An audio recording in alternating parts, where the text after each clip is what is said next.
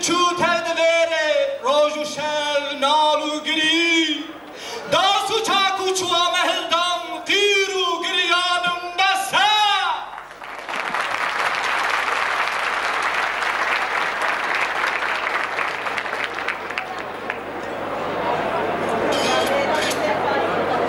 در نام عزیز و خوش و دلال به سر نام دایگا کردستان و حمیان بدل گرمیا وک آگری من روزی حمیز دکم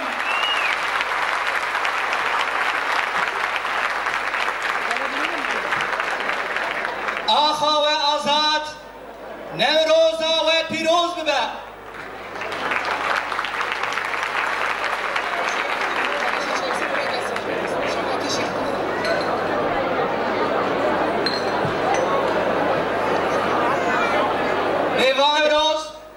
دنگ چاکوش کاوای قهرمانه کردشی ظلماده ها 2605 سال بری دنگ دایه نوروز چروسکن آگری سری چیانه نوروز بهاره گل سوسن بیبون و رحانه هر وها نوروز نو جیانه نوروز سمبول آزادی کرد و کردستانه نوروز یکیتی تکوشین و برخودانه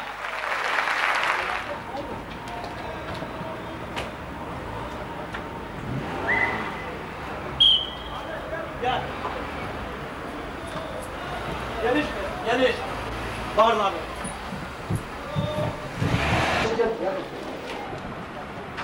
Hazır mıydı? Hoş geldin. Nereden geliyorsun? Yavrum annesini çekebiliyorsunuz. Evet.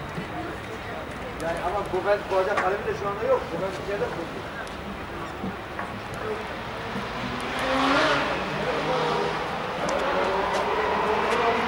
Yani Goben'e gitmek için tek amin. Testüne, ortaya hamule öndürün. Ulan Goben demek şimdi. ولا من قبل مش نعم شو كده كلوز بلا بلا استراحة ما شاء الله ما شاء الله كده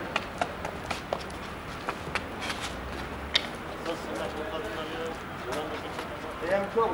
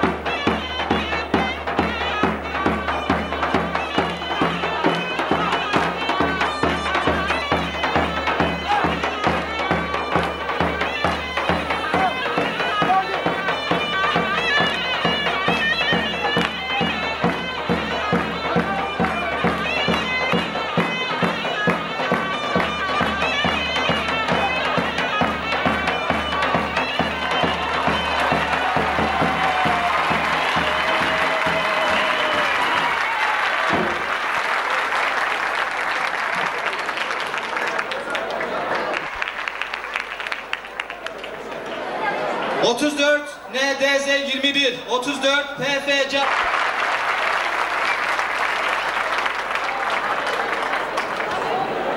Kherati.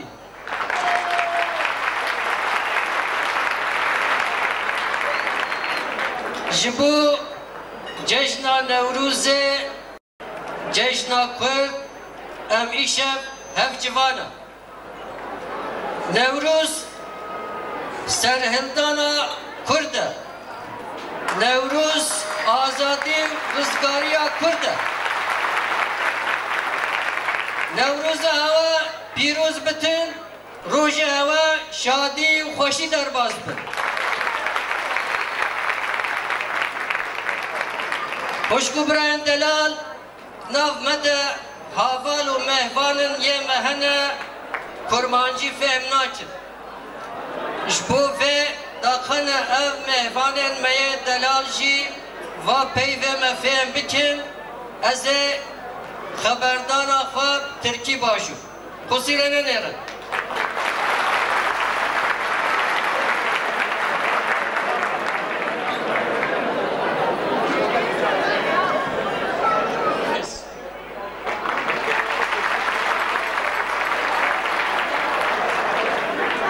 Ulusal günümüz Nevruz'u kutlamak amacıyla bu gece toplanmış bulunuyoruz.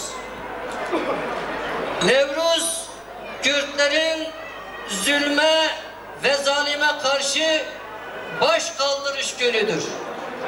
Kürtlerin özgürlüğe ve kurtuluşa kavuştuğu gündür.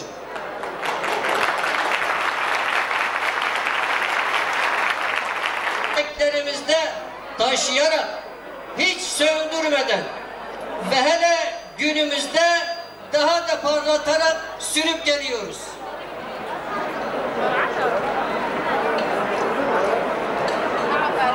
Değerli arkadaşlar, bundan binlerce yıl önce, 2600 yıl öncesinde Kürtlere hükmeden zalim hükümdar Dahak isminde bir kral bulunuyordu. Bu kral, bu zalim hükümdar kendisine müptela olan hastalığa derman olur diye her gün 2 Kürt gencinin beynini yarasına merhem olarak sürüyordu. Bu uygulamanın Kürtlerin yok olması ve sonu olacağını göz önünde tutan Kürt kahramanı Demirci Kava tedbir düşünerek sırası gelen Kürtleri dağa gönderip bunların yerine 2 koyun beynini hükümdara gönderdi. Karanlık ateşi dağlarda yakılarak dağlarda eğitilen ve savaş için yetişen gençler şehre indiler. Liderleri kahraman Kava'nın önderliğinde sarayı basarak zalim Dahak'ı öldürüp özgürlüğe ve kurtuluşa kavuştular. O günden bugüne kadar Nevruz son derece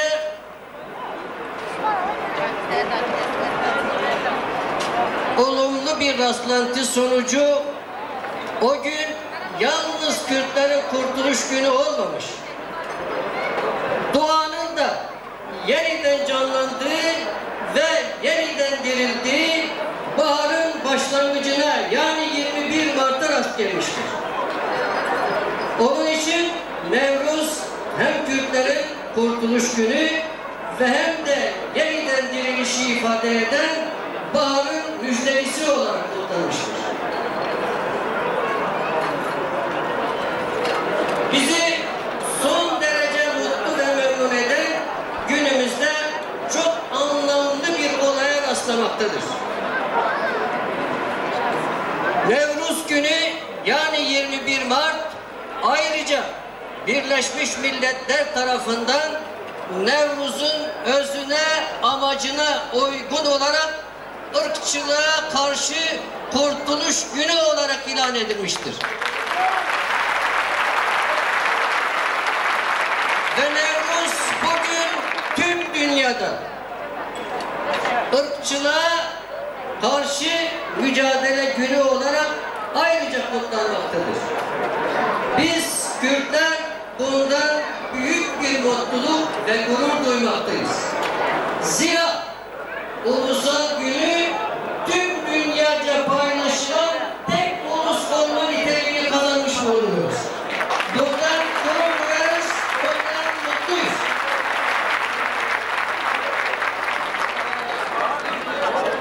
Değerli arkadaşlar, Nevruz öteden beri yalnızca Kürtler tarafından değil, Kürtlere yakın bölgelerde yaşayan diğer halklar tarafından da kutlanmaktadır. Bu elbette bir rastlantı değil. Zira Kürtlerin ataları olan Medlerin kurduğu devletin sınırları ta Anadolu'nun ortasından Kızılırmak'tan başlayarak batıda Orta Asya'da Bahtaran yani Buhara dediğimiz ve Hint sınırına kadar dayanıyordu. Ayrıca bu devletin sınırları kuzeyde Kazvin, bugünkü adıyla Hazar Denizi dediğimiz ve güneyde Basra Körfezi'ne kadar uzanan çok geniş bir alanı kaplıyordu.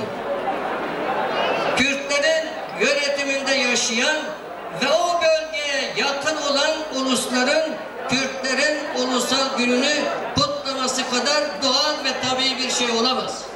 Biz bundan mutluyuz. Bizim mutluluğumuzu, bizim ulusal günümüzü paylaşan insanların sayıları arttıkça biz bundan mutluluk duymaktayız. Ancak son 2 yılda son derece yüzsüzce ve pişkince bir olayla karşılaşmaktayız. Nevruz'u amacından saptırmak, Kürtlere ait olan her şeyi gasp ettikleri için, Kürtlerin ulusal gününü de gasp etmek için bazı çabalara rastlamaktayız. Nevruz, bilmem Ergenekon'dan kurtuluşun günü ve Türkler tarafından ta öteden beri kutlanan bir gün olarak kamuoyunun kafası bu konuda bulandırılmak istenmiştir. Biz Kürtler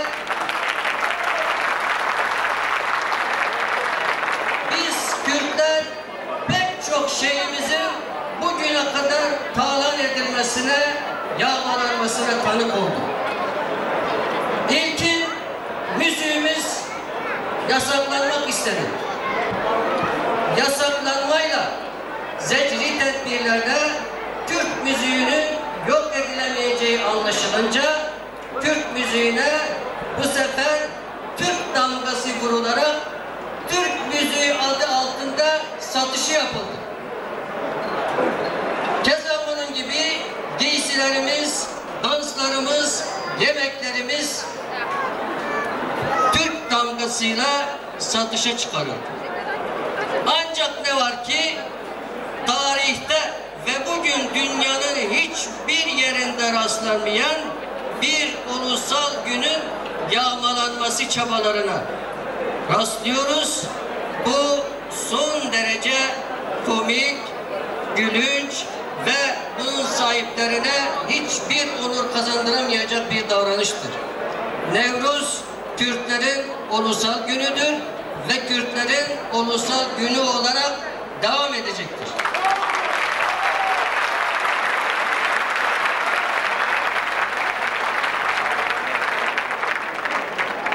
Değerli kardeşlerim, elbette bu gecenin amacı bu şanlı günümüzü neşe ve sevinç içinde kutlamaktır.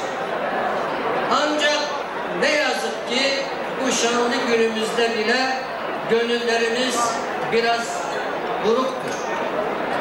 İçinde yaşadığımız dramatik durum halen halkımız üzerinde süre gelen zulüm, baskı, işkence ve katliam Nevruz'u gönlümüzce içimizden coşkuyla kutlama şansını bizi uzak tutmaktadır.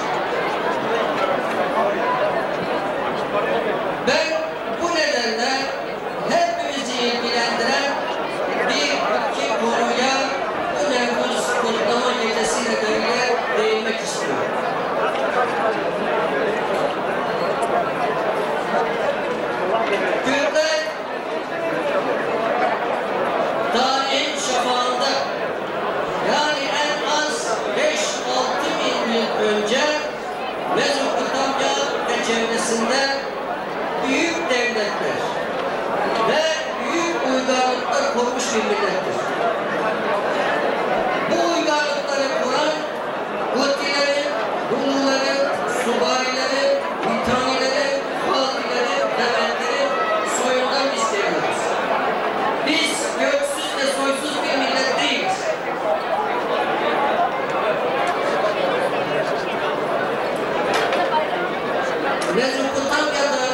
Mezopotamya uygarlığında Kürtlerin damgası var. Kürtlerin ulusal damgasında Mezopotamya uygarlığının şanlı damgası bulunmaktadır. Biz bu kimliğimizle gurur duyuyoruz. Bu kimliği terk etmeye niyetli değiliz. Bu kimliği bize terk etmeye hiç kimsenin gücü yetmiyor.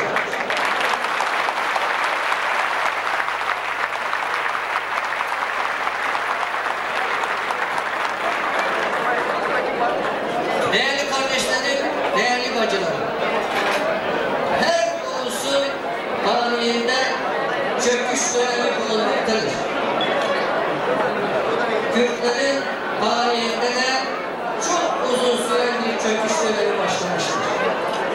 Bu yalnız Kürtlerin karşı karşıya bulunduğu bir felaket değil. Kürtlerle beraber en eski medeniyetleri kuran Hintliler, Mısırlılar, Grekliler yani Yunanlılar da belli bir çöküş dönemini yaşamışlardır. Ancak daha ki bunlardan hiçbirisinin çöküş dönemi Kürtler kadar uzun sürede olmamış. Fakat bu çöküş döneminde bile Kürtler hiçbir zaman esareti ve teslimiyeti kabul etmemişlerdir. Hiçbir devlet, hiçbir işgalci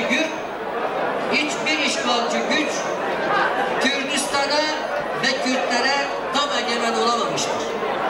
Kürdistan'ı tam denetimi altına alamamıştır. Kürtler siyasi egemenliğe sahip olmadıkları dönemde bile kendi yurtlarında fiili egemenliklerini süregelmişlerdir. Ve hiçbir zaman yurtlarını terk edip yok olmaya sürüklenmemişlerdir. Ancak ne var ki bu özel diyebileceğimiz yönetim Kürtler için yeterli değildir. Her şeyden evvel siyasi otoriteye sahip olmak lazım. Bu gerçeği gören Kürt düşünürleri önemli bir noktaya parmak basmışlar. Kürtlerin de diğer devletler gibi, diğer milletler gibi bir devlete ve kendilerinin içinden çıkan bir krala ihtiyaç duyduklarını dile getirmişlerdir. Ancak bundan sonra Kürtlerin huzur, refah ve kalkınmalarının mümkün olabileceğine işaret etmişlerdir. Bu konuda herkese öncülük eden ve kendisiyle büyük gurur duyduğumuz büyük Kürt düşünürü, büyük Kürt edibi Şeyh Ahmed Khane'nin Memuziye'nin girişinde bu konuya hassasiyetle değinmesi boşuna değildir. Kürtlerin bu eksikliğini, Kürtlerin içine sürüklendiği bu korkunç durumdan kurtuluşun çaresini büyük öncü Şeyh Ahmed Khane Memuziye'nin rivacesinde dile getirmiştir. Ve bu nedenle Şeyh Ahmed Khane Kürt Ulusal Hareketi'nin fikir babası olarak tanınmaktadır. Bu hareketin ilk fikri tohumlarını 300 yıl önce Şeyh Ahmed Khane başlatmıştır. Bu tohumlar bir süre sonra, 150 yıl sonra meyvelerini verdi. Bundan 150 yıl önce Cizre Emiri Bedirhan Kürtlerin ulusal kurtuluş mücadelesini başlattı. Bu mücadele çok kısa bir zamanda Kürtlerin hasret ve özlemine cevap verebilecek şekilde birdenbire yayıldı ve 6 yıl bağımsız olarak Türkler Mir Bedirhan'ın yönetiminde onurlu bir yaşam sürdüler. Ancak ne var ki Türklerin içlerinden söküp adam attığı bazı zaaflar ve hastalıklar ne yazık ki bu hareketi başarısız kıldı. Ama bu hareket bir yol gösterdi. Türkler bundan sonra bu yoldan ayrılmadılar ve bugün kadar ulusal kurtuluş mücadelesini terk etmediler. Değerli arkadaşlar, acaba Türklerin uğruna bu kadar şehit verdi, uğrunda bu kadar çile çekti, uğrunda bu kadar fedakarlıkta bulunduğu dava nedir? Yani Türk sorunu nedir? Türk sorunu her şeyden önce bir ulusal varlık sorunudur. Bir ulusun kendi varlığını koruma sorunudur. Türk sorunu tam eşitlik sorunudur. Nedir bu eşitlik? Bu eşitlik her şeyden önce kimlikte eşitliktir. Türk kimliğiyle tanınmak, Türk kimliğiyle gurur duymak ve bu kimliğin yasal güvenceye sağlanması sorunudur. Bu eşitlik dilde, kültürde eşitlik sorunudur. Başka ulusların dilleri, kültürleri, hangi haklara, hangi imkanlara, hangi güvencelere sahipse Türk dilinde, Türk kültüründe aynı hak sahip olması gerekir.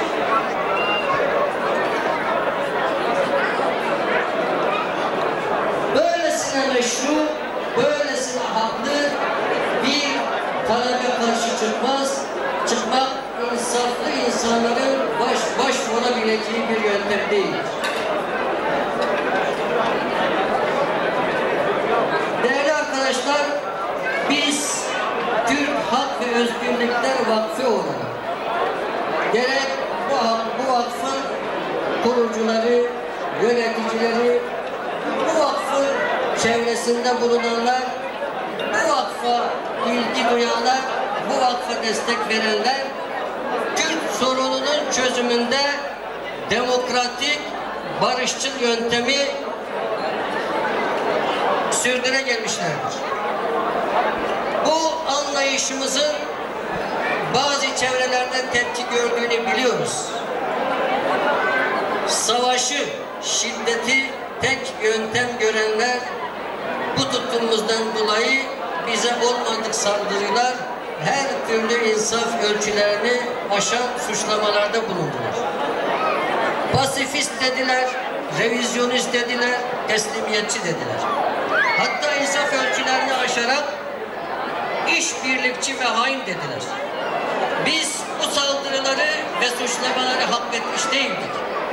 Zira bizler en azından diğer yöntemleri savunanlar kadar halkımızın çıkar ve menfaatlarına bağlı ve onların çıkarlarını korumakta ısrarlı ve bu konuda bize düşen her türlü fedakarlığı göstermekte kararlı insanlarız.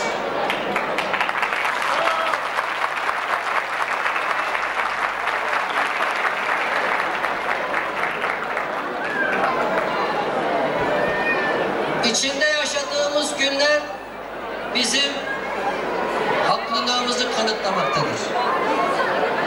Ancak biz haklı çıktık diye kimseyi kınamaya, kimseyle hesaplaşma iddiasında ve peşinde değiliz.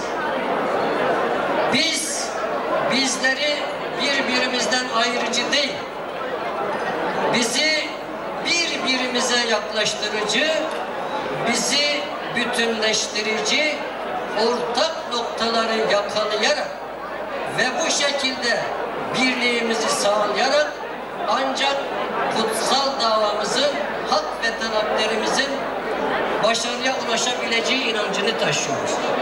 Biz her zaman herkese işbirliği güç birliği ve dostluk elini uzattık.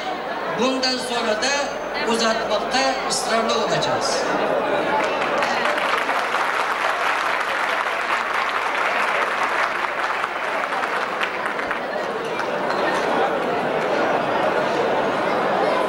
Değerli kardeşlerim, hiç kimse Kürtlerin ulusal mücadelesinin son bulacağı veyahut da hezimete uğrayacağı gibi bir düşünceye kendini kaptırmasın. Zira Kürtler bugün her zamankinden daha fazla kendi ulusal davasına sahip çıkıyorlar. Bugün Kürt sorunu artık Ahmet'in, Mehmet'in, şu şahsın, bu şahsın, şu bölgenin, bu bölgenin davası olmaktan çıkmıştır. Bütün bir Kürt halkının tek yürekten çarptığı, tek yürekten bağlandığı bir dava haline almıştır.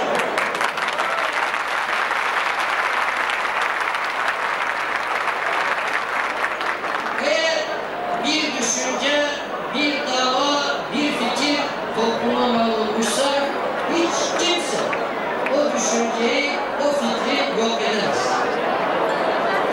Bundan 1400 yıl önce Hazreti Ali'nin söylediği çok anlamlı bir sözdür. Hazreti Ali der ki, hiçbir zalim zulmünü mazlumun rızası olmadan sürdüremez. İşte bugün Kürtler kendilerine dayatılan zulme razı olmadıklarını belirtiyorlar. Bunun için çilehaneleri doldurmaktan çekinmiyorlar. Bunun için kanlarını dökmekten çekinmiyorlar. Bunun için her türlü fedakarlığa razılar. Biz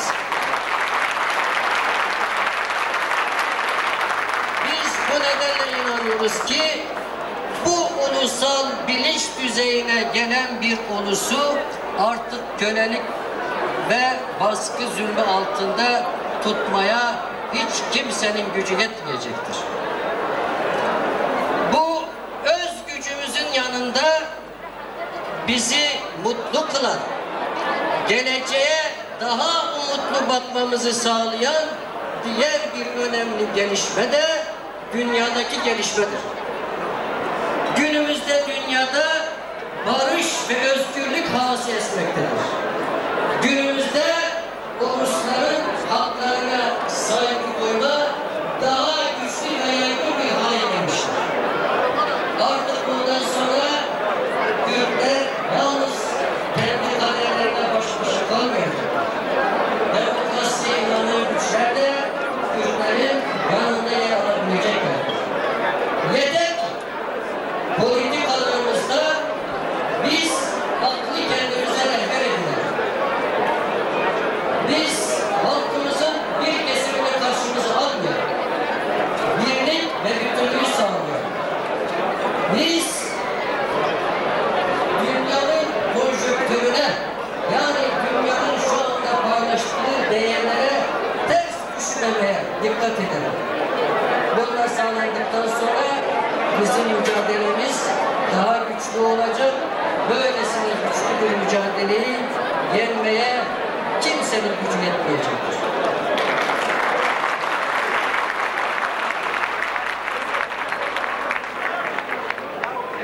Değerli arkadaşlar, bizler Kürt Hak ve Özgürlükler Vakfı olarak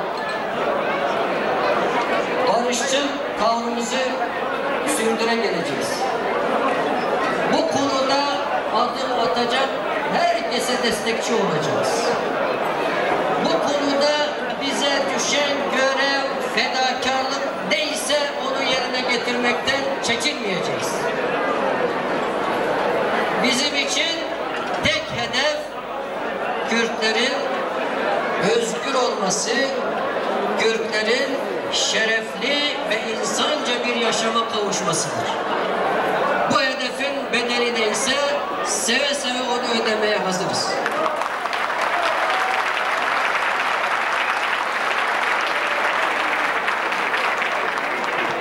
Değerli arkadaşlar, elbette iş hemen oldu bitti gibi bir kanaate kendimizi kaptırmayız. Önümüzde çok çetin günler var. Bu çetin ve önemli günlerde herkes kendisine düşeni yapmak zorundadır. Bu bir ulusal görevdir. Ama muhakkak ki önümüzdeki engeller, zorluklar ne olursa olsun biz bunları aşıp dünyanın diğer özgür ve mutlu milletleri gibi biz de özgürlüğümüze kavuşup mutlu günleri yakalayacağız.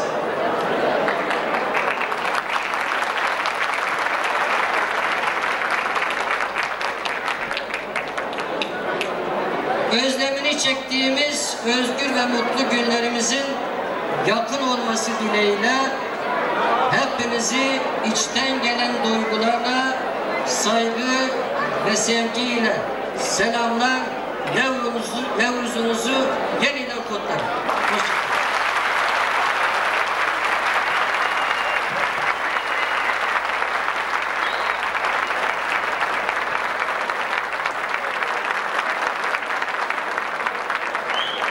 Sayın Şerafettin Elçi'nin bu değerli konuşması için kendisine tekrar teşekkür ediyoruz. Ve şimdi karşımızda bizlerle yeni ve genç bir grup olan Sero Ronat, Kürt müziğini, orijinalitesini bozmadan çağdaş motiflerle süsleyip bizlere sunacak olan bu genç grubu lütfen coşkuyla alkışlayalım. Bugün hatır. Nevruzova Firoz'da. Merhaba.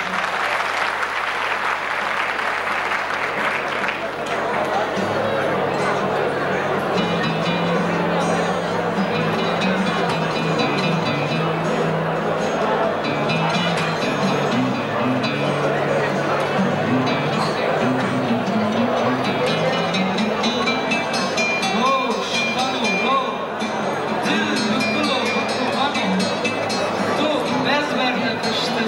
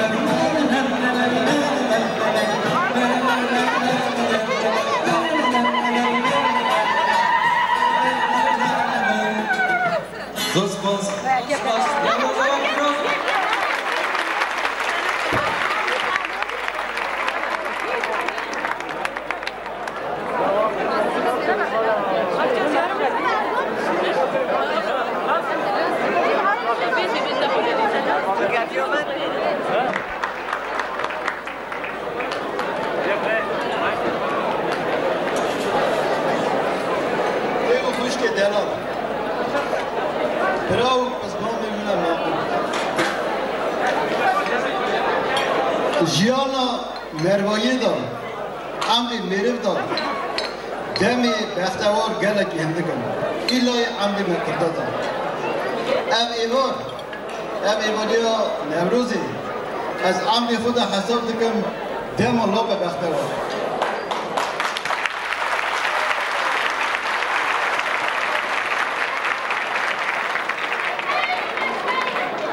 از جوانات سویت هاتی همه که نوا گلی خود گریان او به ایواره مرا بخته که مزنه بی باجاری کم دا بی باجاری حکیاتی دا بی باجاری خواهی هیکل دا بی سرا ها مزن دا بی سرا پرحزار دا از گلی خود بمبارک و پیروز کن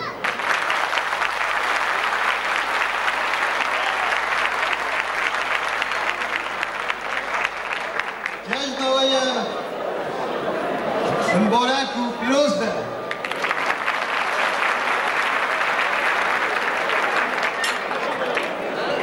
راو پس محمد دلال ایرو چاوا هر پرچه کردستان ده بساجی وارانی سویتی بری ده که در یک کرد جی جنگ نوها نمروز مبارک و پیروز ده هر جا دیلان هر جا گوهنگ هر جا آگر میدهد هر جا کلوچ سرساله کردکن او چاوی اون ولاتی اونه چاوی اون ملتی اونه چاوی اون آزایی اون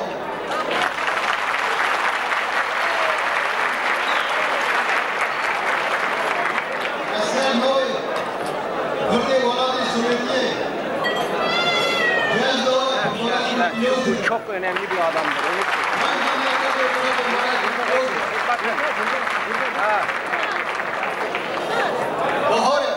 بهاره که گله که خوشه هم دنگ و حسی بدهو دنگ و حسی خارج دستینه بینا یکی تیته بینا تفاقته تفاق ارتا ملت مکرده دا تفاق ارتا گلی مدا تفاق ارتا پارتیای مدا ام وی اتفاقی بینا وی اتفاقی بمبارک و پیروز دکن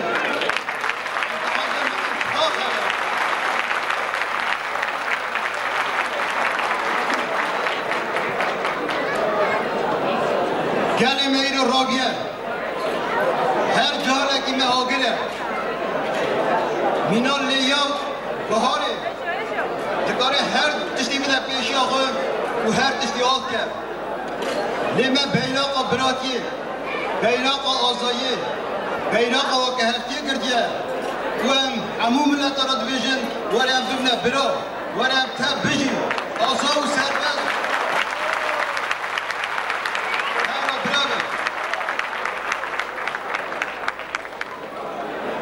و او روژه بید روژه براتی و بید و ام کرده خریبیه دا ام کلام خریبیه دی ناس داریم ام کلام کباریه بسترین ام کلام بگراندنی بسترین کرده براجی و کلام سربستیه کلام آزاییه و کلام چکرن والاتی خوب بسترین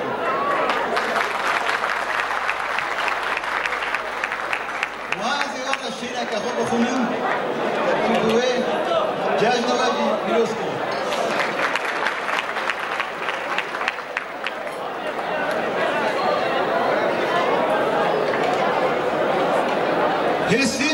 حسیری به دورا به بختم به جیمه به وارم به پشتم به تختم سریبان ریدر به رامه به ایساف خواباندی زیراندی به ناب و رسختم لیمه بد کری بلنگم قید کری از من ده حفظ کری تیلی کباری بازم دورا من دلگا چار کلید چار گوشه نیچی را کنده که رو روحی فیل بازم بلبلم دنگی من بزوری برینه راستی و گداریا دنیای کرینه آخینی و کسرا انکام نابهی رامی صاف میرانی دنیای فرینه از خواهی برین و کل درد گرانم سینما حمودیه خلب چاو ایرانم چارالی ندایی میناچیا سکنی ولات بهشتی قدیمی گرانم حسینم حسینی به دورا به بختم به جیمه به وارم به پشتم به تختم سریفان ریدر به رامه به ایسا خواباندی زیراندی به ناب و رسختم زور سپاس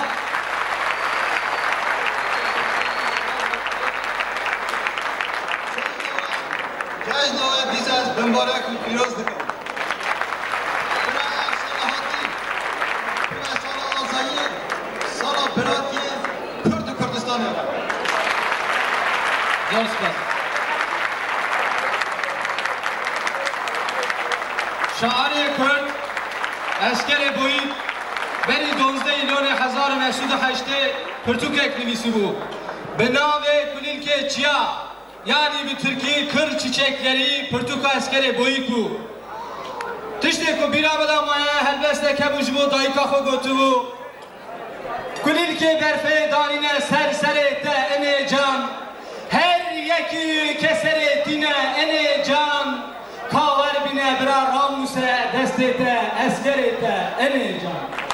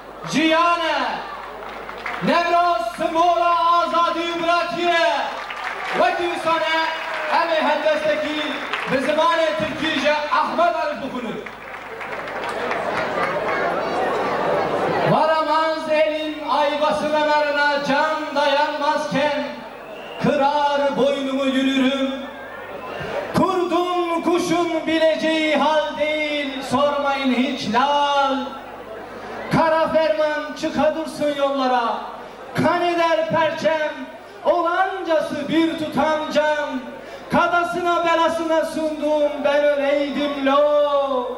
Elim boş ayağım pusu. Bir ben geleceğim oysa ne afat sevdiğim. Bir de ağzı var dili yok Diyarbakır kalesi.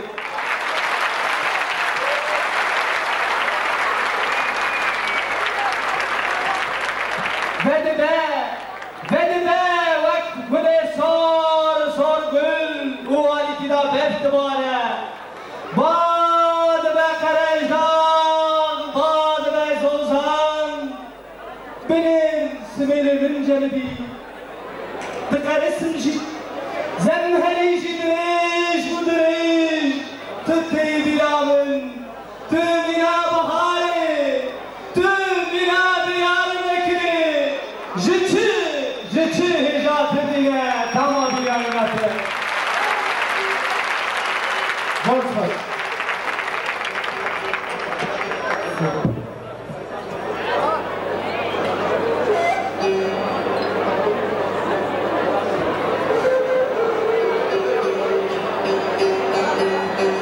منحمي جلك بخير هاتي خوشكو براين عزيز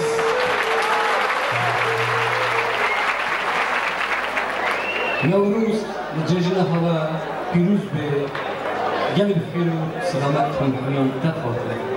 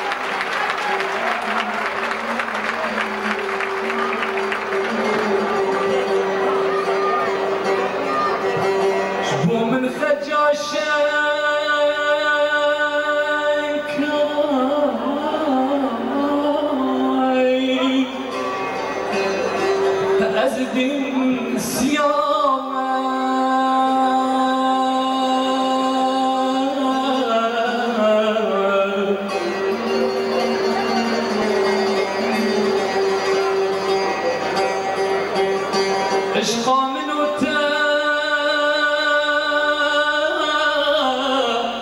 دبي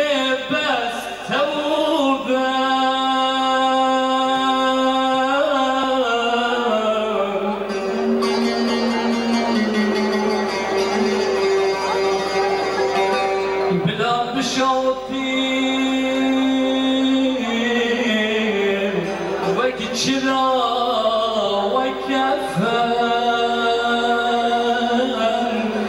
دفن آزاد کی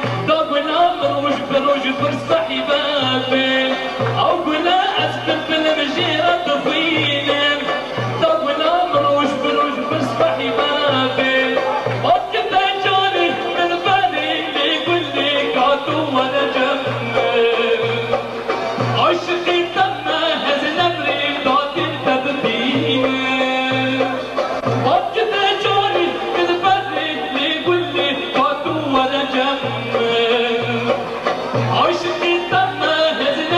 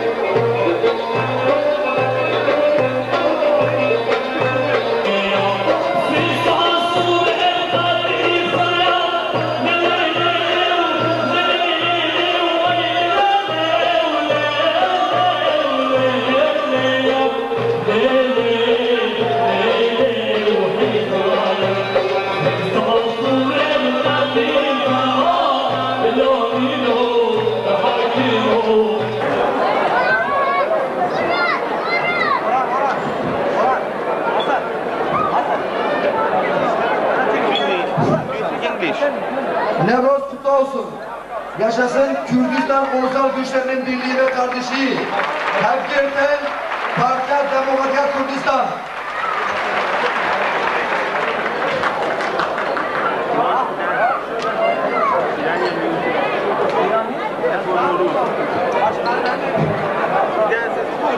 Nevroz Kutlama Komitesi'ne Cengiz Uzuner, Eğilsen, İstanbul 4 nolu şube sekreteri. Tertip Komitesi'ne Nevroz Yekbun, Partiya Yekbiya Gali Kürdistan, İstanbul İl Komitesi.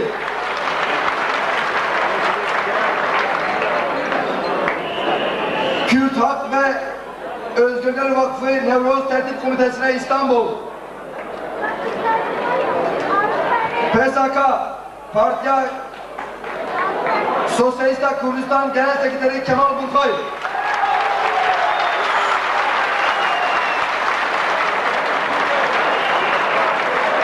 Kürt Hak ve Özgürler Vakfı Nevroz Kutlama Gecesi'ne Eminönü Halk Evleri Başkanı Ali Rıza Kurul.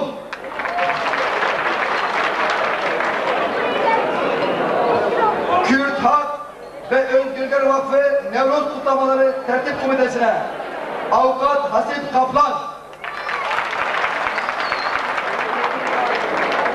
Kürt Hak ve Özgürler Vakfı Nevroz Komitesi'ne sayın konuklar, bizim vakfımızın değerli kurucusu, yönetim kurulu üyesi Sayın Cemal Özçelik'ten cezaevinden bir mesaj var.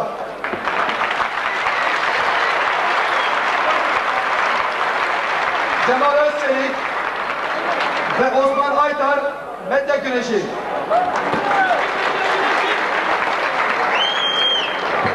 Nevroz Komitesi'ne Den Dergisi ve Azadi Gazetesi sahibi adına İkramettin Oğuz. Kürt Hak ve Özgürler Vakfı Yönetim Kurulu'na Nevroz Komitesi'ne Nevroz Ateşi Dergisi. Dostlar, mesajlara ve bizimle birlikte olan dostlara teşekkür ediyoruz. Size saygılar sunuyoruz. Bir şey Nevroz, bir şey Azadi, bir şey Kürdistan.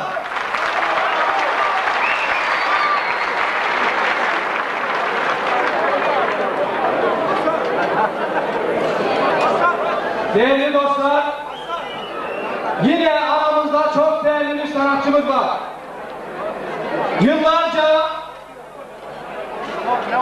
zulme, sömürüye ve faşizme karşı mücadele eden bir arkadaşımız. 12 Eylül faşizminin zulmünden kaçan ve sanatını yurt dışında devam ettiren değerli arkadaşımız Ali Baran var karşımızda. Kürt halkının zengin kültürünü Zaza ve Kurmancı lehçeleriyle yorumlayan arkadaşımız sizleri sevgiyle selamlıyor ve sizlerle birlikte olup buradan Dersim'e ya da Dersim'i burada sizlere yaşatmak istiyor. Güçlü bir alkış istiyoruz arkadaşlar. Güçlü bir alkış. Sayın Ali Baran. Kıymetli konuklar, mesajı beni bağışlayınız. Kumaşı'nın Demokratör Nedevi Ulusal Demokratik Kadın Grubu mesajı var. Türk kadınları. Beni bağışlasınlar, Türk kadınları unuttu. Ayrıca Halkın Emek Partisi'nin Abdi İpekçi salonunda, spor salonunda yarın Nevroz şenliği var. Kendileri bizimle dayanışma içindeler ve buradalar. Halkın Emek Partisi'nin yarın Abdi İpek'teki Nevroz şenliğini destekliyoruz. Satış biletleri kişilerde bulunur. Sizlere duyuruyorum. Teşekkür ederim.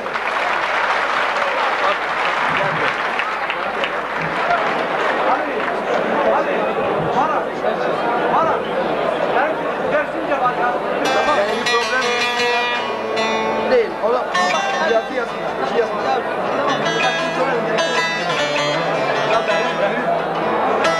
Mesaj yazın. İşi yazsın. Desin ki örneğin Diyarbakır işte ticaret odası bilmem ne. Desin ki işte bilmem ne. Veya diyeceksin ki Beyoğlu Diyarbakır'dan Türk Halk ve Özgürler Vakfı'nın kurucusu üyesi. Yani yazın bak mesajları okuyoruz burada. Gelenleri okuyoruz. Gelmeleri okumuyoruz. Dikkat salon görevlilerine. Salon görevlilerin dikkatine. O zaman Salondaki ışıkların Biz yürekten hepinizi kutlarım ve Nevrozumuz kutlu olsun.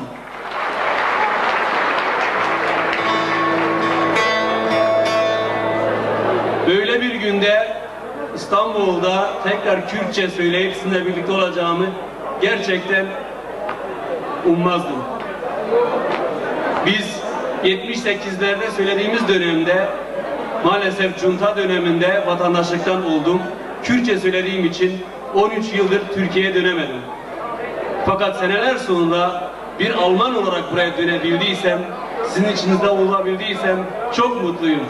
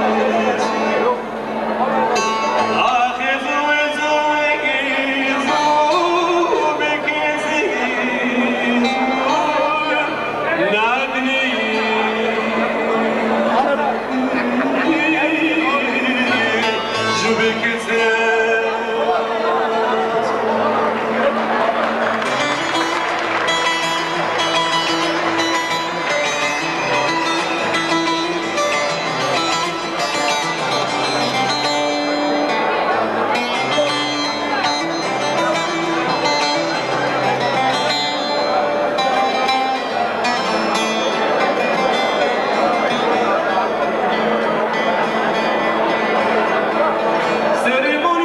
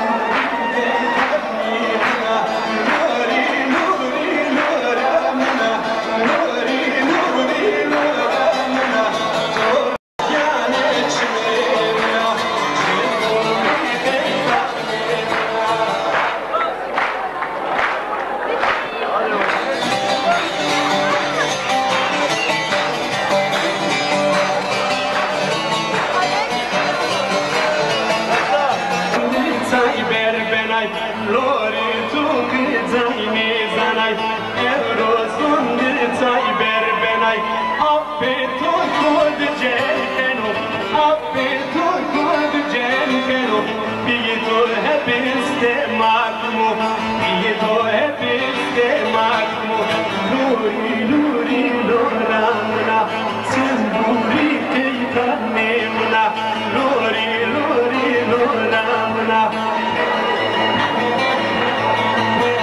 luri luri luramna eleme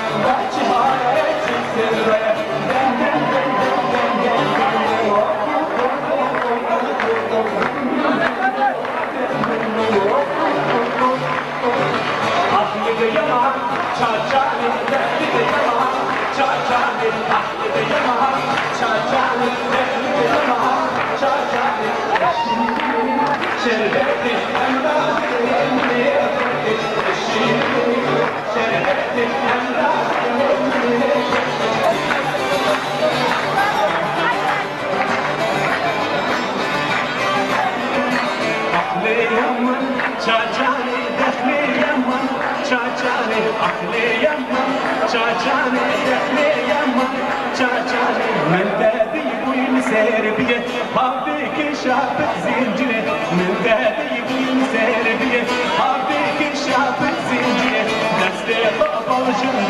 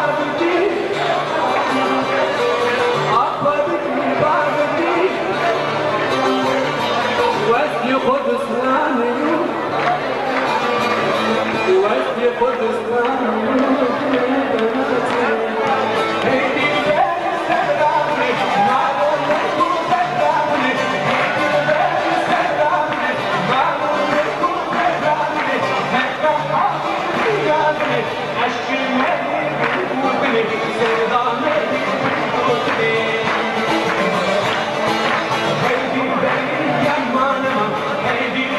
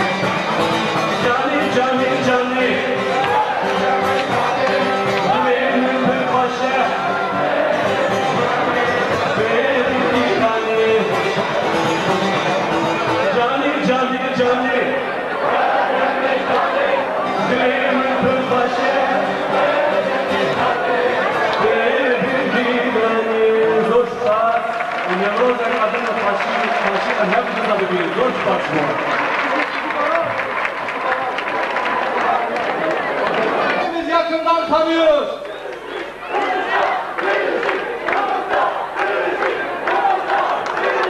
Beşi megotuna şere, tüzüne, tümele. Bedenli faye faşik, bedenli faye delal,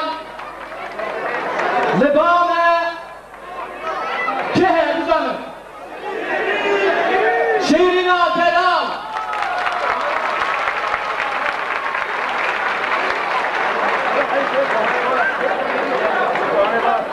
Jeke dareha kumzanım. Jebo nemro piroz kırına nemrozi. Je emerka hatani rahat duvaraya.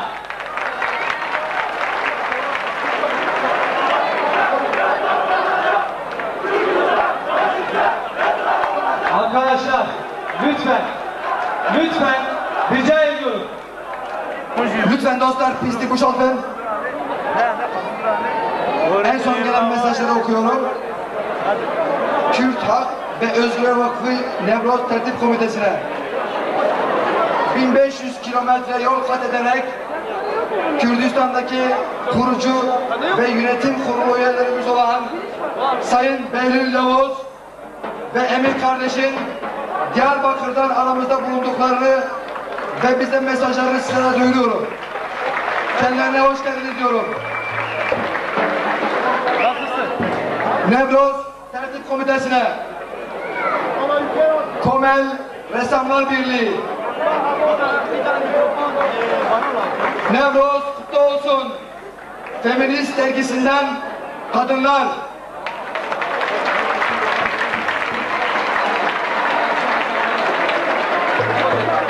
Nevroz dergisi genel yayın yönetmeni Remzi Bilget, Zospas,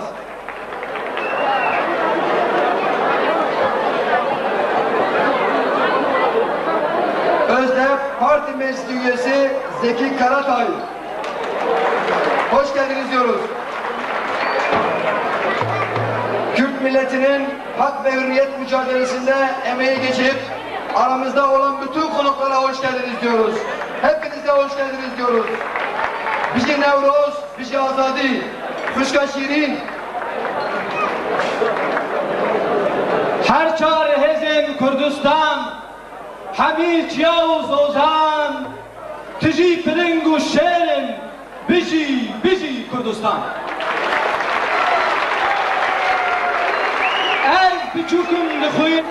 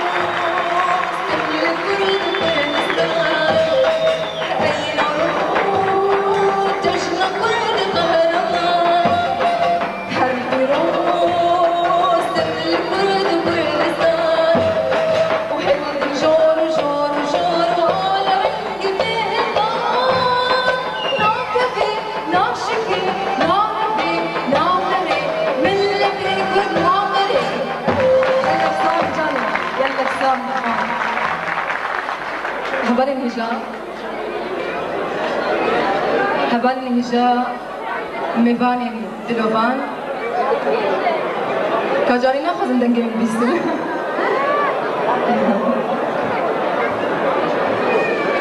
هبالن هجا خوشکو برای من یه گران روها میوانیم یه دلوان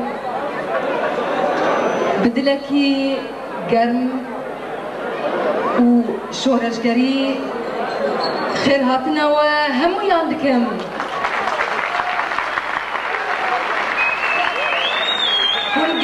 وقالك بقدر قيمتهم وسترت شعبي من هاتن هبالي نجا حرصة نوروز اللواء ولهمو قال كردستاني بيروز دكري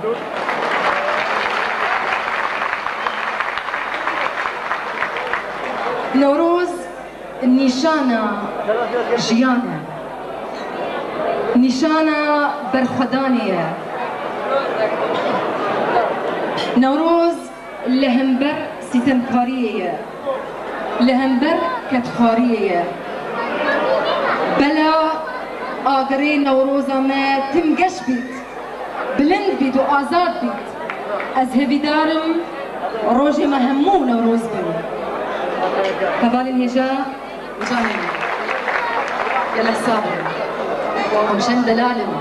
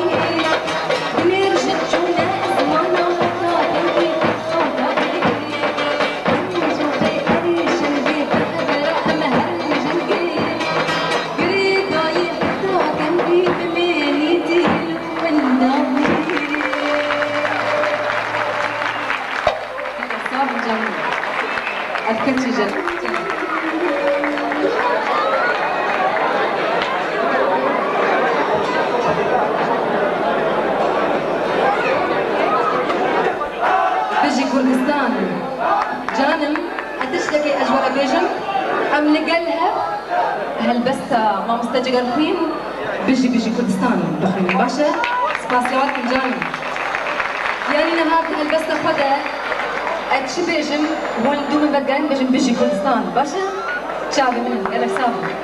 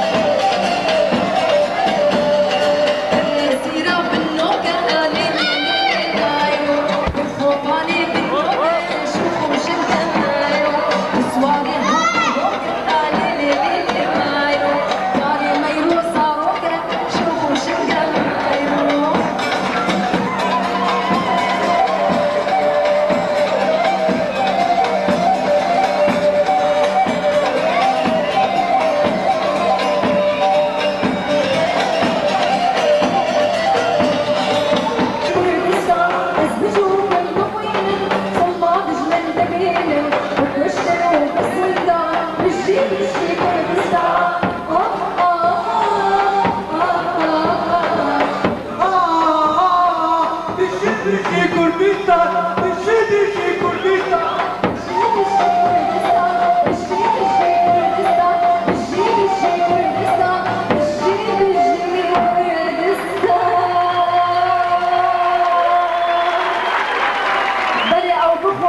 نخوازن کردستان هر بجی جانی من جارك دل بو هاتنا و از قلك وقلك خوشم نوروزا قل ميديا يا قهرمان بدلك قلك قرن بيروز دكم هفي دارم جي قملتي ما شجاري در بدر نبا ام هر لسر آخا كردستان رنگين ببينن وانا هر ببينن خديري در كمن دلك صامن جاني من شبه وجي خوش بيت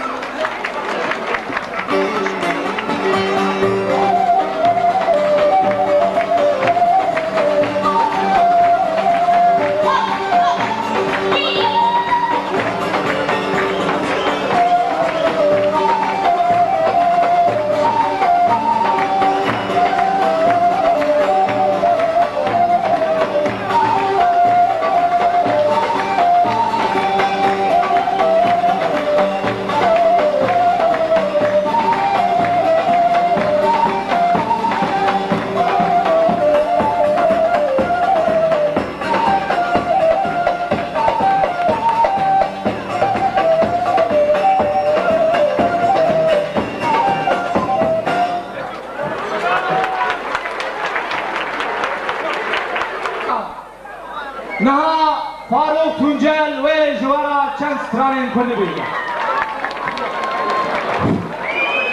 Kıymetli konuklar, son gelen mesajları okuyorum. Kürt Halk ve Özgürlük Vakfı'na, Nevroz Komitesi'ne. Sizlerle, çok büyük emeklerle 2605 yıldır Nevruz'u kutluyor ve zalimlerden kurtulmak için, zalimlerden kurtuluşun simgesi olarak Nevruz'u kutluyor. Tevuhev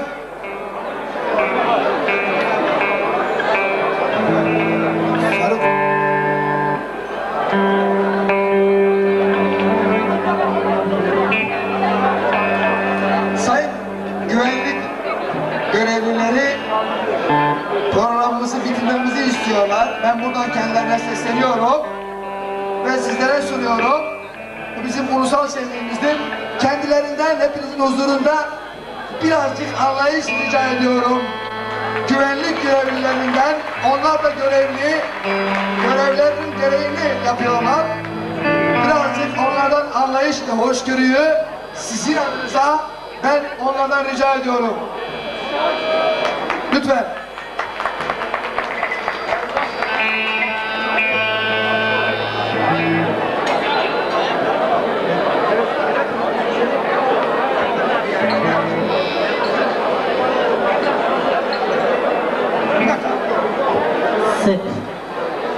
Kıymetli konuklar, bir misafirimizin deri montu kaybolmuş. Masasında, çevresinde bir deri mont, sahipsiz bir deri mont varsa lütfen bu arkadaşla temasa geçsin veya bize bilgi versin. Bizimle temasa geçsin. Bir deri mont kayıptır.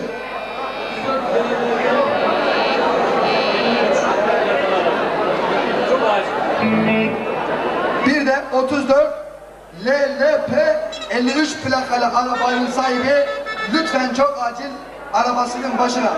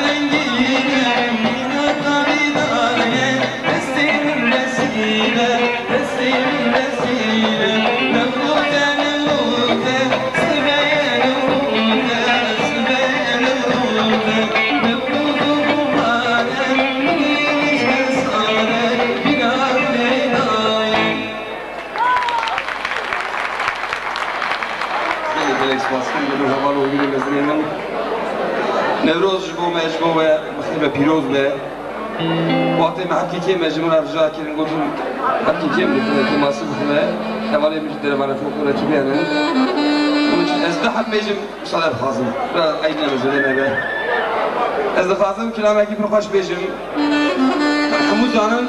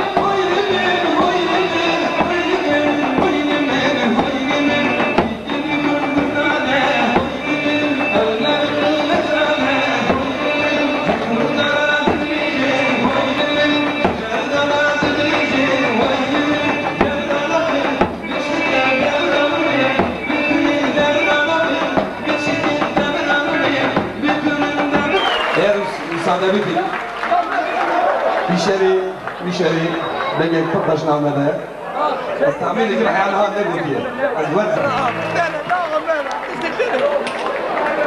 میوان اینجا میوان اینجا روزان دیگه نمازی بابا پرچی نفر کی دویه ناویه پلش نمارچین میداره یعنی هیچ نهاتنی ولا کی دویه کی نه ولا کستنی ولا دای نبرا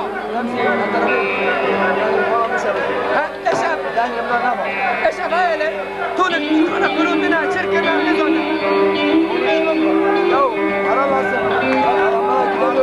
اور eşyalar orada bırakmışlar. Kimse sahibi yok. Alan alıyor, satan satıyor. O bizim yaptırdıklarımız.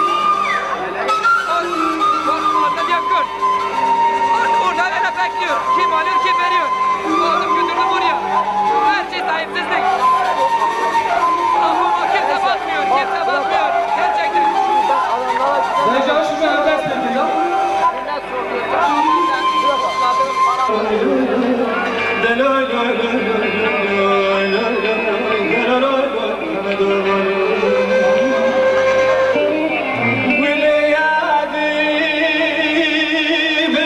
محمد بن شان سريتيا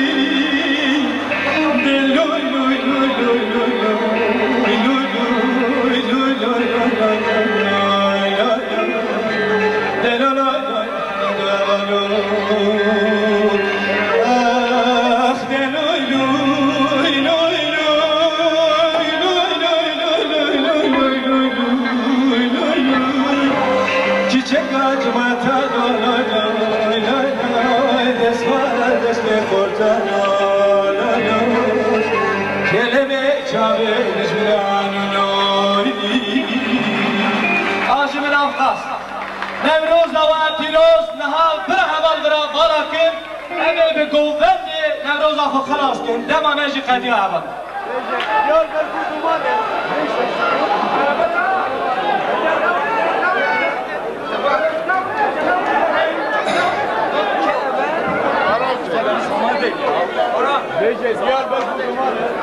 Ekip burayı boşaltın, ekip geceyi bitirmek üzere salona lütfen. Yani sorun çıkarıyorlar onun için.